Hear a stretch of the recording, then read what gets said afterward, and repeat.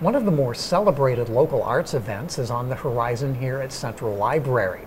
It's the 22nd annual Meet the Artists exhibit, and it features the best in African American art. Tony Radford is the long-standing curator of this event, and he's here to give us a preview. Tony, thanks for joining us. As I mentioned, this is the 22nd year. How long have you been involved? 22 years as an artist and curator. Okay. And this event is actually presented by the library's African American History Committee, and it's presented more or less in two parts. There's the overall month-long exhibit, and then there's the public gala, which will take place on Saturday, February 6th here at Central Library, and we'll talk about that in a moment. But first of all, the exhibit overall, tell us about this year's exhibit. Well, this year we've kind of toned it down a little bit. We have 7 very, very talented artists. We've got an out-of-town guest coming from Motown, Detroit.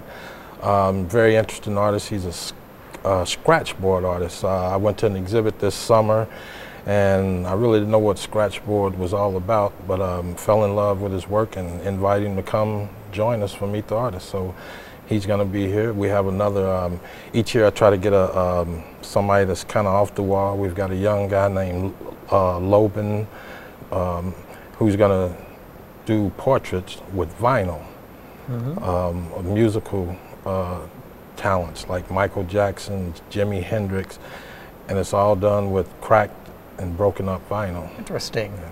So we've got an array of artists. The 7. So they're local, and you've been able to attract some from out of town. Each year we try to, we've tried to, bring somebody in from out of town. So we have one guest artist from out of town. The others are Bruce Armstrong. He works with mixed media. Glenn Walker, very talented portrait artist, very different, unique. Michael Shane, who's the scratchboard artist. Loban Hamilton, which is the vinyl artist. Pat Gaines, who does wonderful oils and did our cover for us this year. Ivory Wilson Teagues, who's a sculptor. She's going to do 6 wooden sculptures for us. And another young lady who's been with us before, Dee Deraverta Jennings. Oh, yes. Who's multi-talented, but she's never shown her jewelry.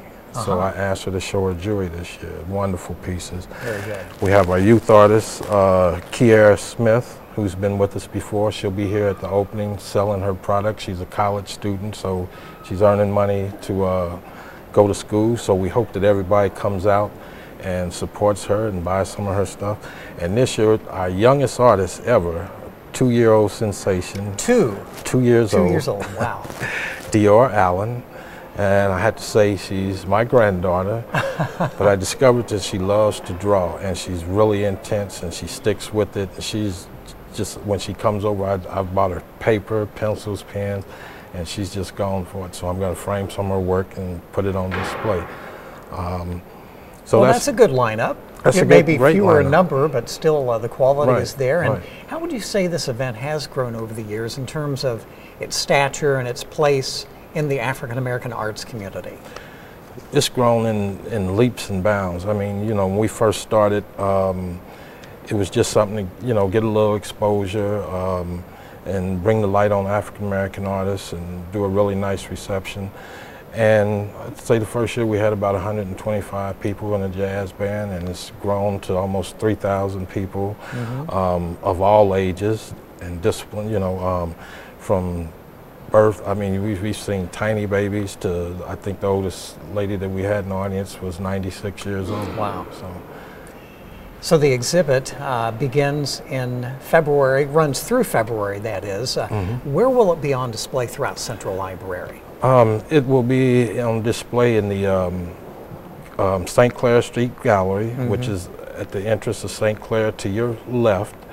You'll come on into the Cray building, which is right down from where we're doing this interview, and then you walk into the atrium, and the sculpture will go up to from 3 to 5, and there'll be cases on 3 with the jewelry. Okay. So pretty much from beginning to the 5th floor. That's the exhibit, but the public has a chance to view all the works during a public gala on Saturday, February 6th from 6 to 10 p.m. here at Central Library. Tell us about that big event. Well, the gala is the big kickoff, and like I said, when we started this, we wanted to give artists recognition with a gala and a kickoff, and like I say, it's grown to, like I say, last year close to 3,000, and this year our entertainment will be urban vibes, African drum troupe. We're bringing a poet here, Gigi Jordan. She's originally from here but moved to Atlanta, bringing her here back home to do her debut. I'm bringing illusionist here, very talented guy out of Chicago, Walter King. I was fortunate enough to see his act at a private showing over at Addicts that they did. Everybody's in for a wonderful He's also surprise. known as the Spellbinder, The correct? Spellbinder, right.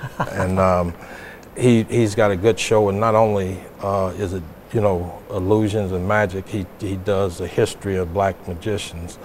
We'll have Greg Radford, who is my brother, who is, he's not an artist, but he's a tinkerer. He's been crazy about midways and fairs, so he's built this miniature midway with rides and stuff out of found objects.